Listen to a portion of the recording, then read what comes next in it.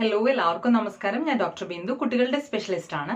നമ്മളൊരു ഇമ്പോർട്ടൻറ്റ് കാര്യമാണെന്ന് ചർച്ച ചെയ്യാൻ പോകുന്നത്. അതായത് നമ്മുടെ മക്കളിൽ കൂർക്കം വലി ഉണ്ടെങ്കിൽ അത് അത്ര നിസ്സാരമായി തള്ളിക്കളയേണ്ടതാണോ, എന്തൊക്കെ കാര്യങ്ങളാണ് നമ്മൾ ശ്രദ്ധിക്കേണ്ടത് എന്നൊക്കെയുള്ള കാര്യങ്ങൾ. അപ്പോൾ കൂർക്കം വലി എന്ന് പറഞ്ഞാൽ നമുക്കറിയാം, സാധാരണഗതിയിൽ മൂക്കിലൂടെ ശ്വാസം വലിക്കുമ്പോൾ എയർ മൂക്കിലൂടെ പോകുമ്പോൾ എവിടെയെങ്കിലും ഒരു ചെറിയ രീതിയിലുള്ള തടസ്സങ്ങൾ വരുമ്പോഴാണ് ഇങ്ങനെ കൂർക്കം വലിക്കുന്ന ഒരു ശബ്ദമായിട്ട് വരുന്നത്. അല്ലെങ്കിൽ നോർമലായിട്ട് സ്മൂത്തായി നമുക്ക് ശ്വാസം വലിച്ചാൽ മതി. കുട്ടികളിൽ ഇങ്ങനൊരു അവസ്ഥ വരാനുള്ള കാരണങ്ങൾ സാധാരണയായി ചിലപ്പോൾ നമുക്ക് ജലദോഷമൊക്കെ ഉള്ളപ്പോൾ, അലർജി, തുമ്മലോ അങ്ങനെയൊക്കെ ഉള്ളപ്പോൾ ചിലപ്പോൾ കുട്ടികൾക്കൊക്കെ പൊടിയായിട്ട്, പ്രത്യേകിച്ച് സ്മോക്കിംഗ്, പുക വലിക്കുന്ന ആൾക്കാരൊക്കെ വീട്ടിലുണ്ടെങ്കിൽ കുട്ടികൾക്കും ആ സ്മോക്ക് കിട്ടും. പാസീവ് സ്മോക്കിംഗ് എന്നാണ് പറയുക. അപ്പോൾ ആ വഴിയൊക്കെ അലർജി ആയിട്ട് മൂക്ക് കൺജഷൻ ഉണ്ടെങ്കിൽ വരാം. രണ്ടാമത്തെ കാര്യം, മൂക്കിൽ ദശ വളർന്നാൽ അങ്ങനെ വരാം. പിന്നെ നിങ്ങൾ കേട്ടിട്ടുണ്ടാവും അഡിനോയിഡ് ടോൺസിൽസ്, ടോൺസിലൈറ്റിസ്, അഡിനോയിഡൈറ്റിസ് എന്നൊക്കെ പറയും. അതായത് മൂക്കിന്റെ പുറകിൽ ഒരു സ്ഥലത്തുള്ള ഗ്രന്ഥിയാണ് ഈ അഡിനോയിഡ്സ് എന്ന് പറയുന്നത്. അത് സാധാരണഗതിയിൽ നമുക്ക് ആവശ്യമുള്ള സാധനം തന്നെയാണ്. ഏകദേശം ഒരു 4 മുതൽ 8 വയസ്സ് വരെ അതിന്റെ വലിപ്പം നന്നായിട്ട് കൂടും, കുറച്ച് കഴിഞ്ഞ് അത് കുറയും. പക്ഷെ ചില കുട്ടികൾക്ക് അതിന് മുന്നേയോ അല്ലെങ്കിൽ ഈ വയസ്സ് സമയത്തൊക്കെ അമിതമായ അതിന്റെ ഒരു വളർച്ച ഉണ്ടാവാനുള്ള സാധ്യതയുണ്ട്. അപ്പോൾ മൂക്കിന്റെ ഈ മൂക്കിന്റെ പാലത്തിന്റെ പുറകിലായിട്ടാണ് അതിന്റെ സ്ഥലം.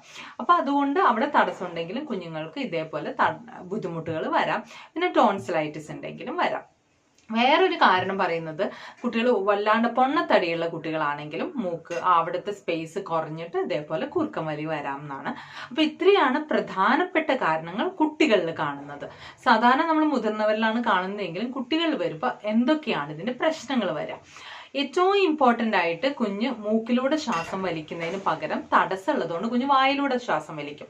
മൂക്കിലൂടെ എയർ പോകുമ്പോൾ ആ എയറിനെ ശുദ്ധീകരിക്കാനായിട്ട് കുറേ കാര്യങ്ങളുണ്ട് മൂക്കിൻ്റെ ഉള്ളിലൂടെ പോകുമ്പോൾ. അതില്ലാതെ നമ്മുടെ ആ എയർ നേരെ ശരീരത്തിലെത്തുമ്പോൾ കുട്ടിക്ക് ഇൻഫെക്ഷൻസ്, അതായത് ശ്വാസകോശ സംബന്ധമായ രോഗങ്ങൾ വരാനുള്ള സാധ്യത ഏറെയാണ്. കുട്ടി വായ തുറന്നായിരിക്കും കൂടുതൽ ഉറങ്ങുമ്പോൾ സമയത്ത് എന്തായിരിക്കും, പല്ലിൻ്റെ എല്ലാം അലൈൻമെന്റ് തീരെ ശരിയായിരിക്കില്ല.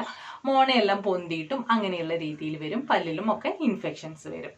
ഇതിനേക്കാളൊക്കെ നിങ്ങൾ ഇത് കാണുന്ന ഓരോരുത്തരും അറിഞ്ഞിരിക്കേണ്ട ഒരു ഇമ്പോർട്ടൻറ്റ് കാര്യം, കുട്ടിക്ക് സാധാരണ ചെറിയ രീതിയിലുള്ള ഒരു കൂർക്കം വലിയാണെങ്കിൽ ചിലപ്പോൾ കുഞ്ഞിനെ ബാധിച്ചു എന്ന് വരില്ല. പക്ഷെ സ്ഥിരമായിട്ട് ഉള്ളതാണെങ്കിൽ കുഞ്ഞിന് എന്ത് സംഭവിക്കും, ഉറക്കം ഒട്ടും ശരിയാവില്ല.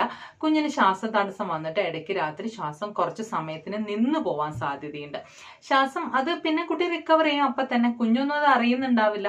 അങ്ങനെ ഇടയ്ക്ക് ശ്വാസം നിൽക്കുമ്പോൾ തലച്ചോറിലേക്കുള്ള ഓക്സിജൻ സപ്ലൈ കുറയുകയും തലച്ചോറിന്റെ വളർച്ചയെ അത് ബാധിക്കുകയും ചെയ്യും. അപ്പൊ എന്ത് പറ്റും, നമ്മുടെ കുട്ടി പിറ്റേ ദിവസം എണീക്കുമ്പോൾ ഒരു വല്ലാത്ത ക്ഷീണം, തലവേദന, കുട്ടിക്ക് ഇങ്ങനെ ഉറക്കം വരുന്ന പോലെ, ക്ലാസ്സിലൊരു ശ്രദ്ധയില്ല, നമ്മൾ പറയും അലസത, അങ്ങനെ. ഇല്ലെങ്കിൽ ചിലപ്പോൾ എപ്പോഴും നമ്മൾ പറയില്ലേ പൊട്ടിത്തെറിച്ചുകൊണ്ട്, എപ്പോഴും ഇങ്ങനെ വികൃതി കാട്ടിക്കൊണ്ട് ഒരു സ്ഥലത്ത് ഇരിക്കാതെ, അങ്ങനെ തീരെ അറ്റൻഷൻ ഇല്ലാതെ ഹൈപ്പർ ആക്റ്റീവ് ആയിട്ടുള്ള കുട്ടികൾ, അതൊക്കെ ഇതിന്റെ ഭാഗമായിട്ട് വരാം. അവരുടെ ഓർമ്മശക്തിയെയും ബുദ്ധിശക്തിയെയൊക്കെ അത് നെഗറ്റീവായിട്ട് ബാധിക്കാം. അപ്പൊ ഇത് കാണുന്ന ഓരോരുത്തരും നിങ്ങളുടെ ഫാമിലി ഇങ്ങനെ ഒരു കുട്ടികൾ ഉണ്ടെങ്കിൽ അവർക്ക് വേണ്ടി വീഡിയോ ഷെയർ ചെയ്ത് കൊടുക്കുക.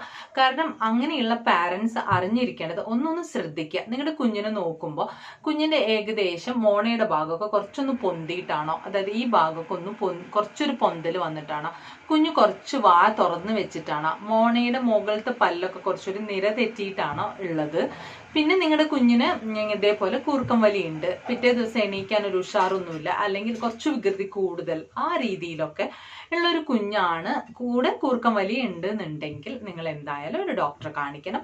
ഒരു കുട്ടികളുടെ സ്പെഷ്യലിസ്റ്റിനെയോ അല്ലെങ്കിൽ ഒരു ENT സ്പെഷ്യലിസ്റ്റിനെയോ കാണിക്കാം. അപ്പൊ നമുക്ക് അറിയേണ്ടത്, മാറ്റാൻ പറ്റുന്നതായിട്ട് എന്താണ്, കുട്ടി ശ്വാസം വലിക്കുന്ന ഭാഗത്ത് എന്തെങ്കിലും തടസ്സമുണ്ടോ, അല്ലെങ്കിൽ വല്ല പോളിപ്പ് എന്നൊക്കെ പറയും, നമ്മൾ വല്ല ദശ വളർന്നിട്ടുണ്ടോ, അഡിനോയിഡൈറ്റിസ് ഉണ്ടോ, അങ്ങനെയൊക്കെ ഉണ്ടെങ്കിൽ നമുക്ക് ആദ്യം എന്ത് ചെയ്യാം, അതിന് മരുന്നുകളുണ്ട്. ചില മരുന്നുകൾ നമ്മൾ സ്പ്രേ ആയിട്ടോ മൂക്കിലൊറ്റിക്കോ ഒക്കെ ചെയ്താൽ അതിന്റെ സൈസ് കുറയുകയും കുട്ടിക്ക് നോർമലായിട്ട് സുഖമായിട്ട് ശ്വാസം വലിക്കാനും സുഖമായിട്ട് ഉറങ്ങാനും പറ്റും. ഒട്ടും പറ്റാത്ത സമയത്ത് ചിലപ്പോൾ അവർ സർജറി നിർദ്ദേശിച്ചേക്കാം, തടസ്സങ്ങൾ എന്തെങ്കിലും ഉണ്ടെങ്കിൽ പോകാൻ വേണ്ടിയിട്ട്. അപ്പൊ നമുക്ക് ഇതിന്ന് ഏറ്റവും ഇമ്പോർട്ടൻറ്റ് മെസ്സേജ് എന്താ, ഇങ്ങനെ ഉള്ളത് കുഞ്ഞിനെ നെഗറ്റീവായിട്ട് ബാധിക്കാം. വെറുതെ നിസ്സാരമായിട്ട് നമ്മൾ തള്ളിക്കളയരുത്. ഡോക്ടറെ കൺസൾട്ടേഷൻ എടുത്ത് ചികിത്സ വേണ്ടതാണെങ്കിൽ അതിനനുസരിച്ചുള്ള ചികിത്സകൾ നമ്മൾ തേടേണ്ടത് അത്യാവശ്യമാണ്. അപ്പൊ ഈ പോയിന്റ്സ് നിങ്ങൾക്ക് മനസ്സിലായി എന്ന് വിശ്വസിക്കുന്നു. അടുത്ത വീഡിയോ ആയിട്ട് വരുന്നവരെ ബൈ ആൻഡ് ടേക്ക് കെയർ.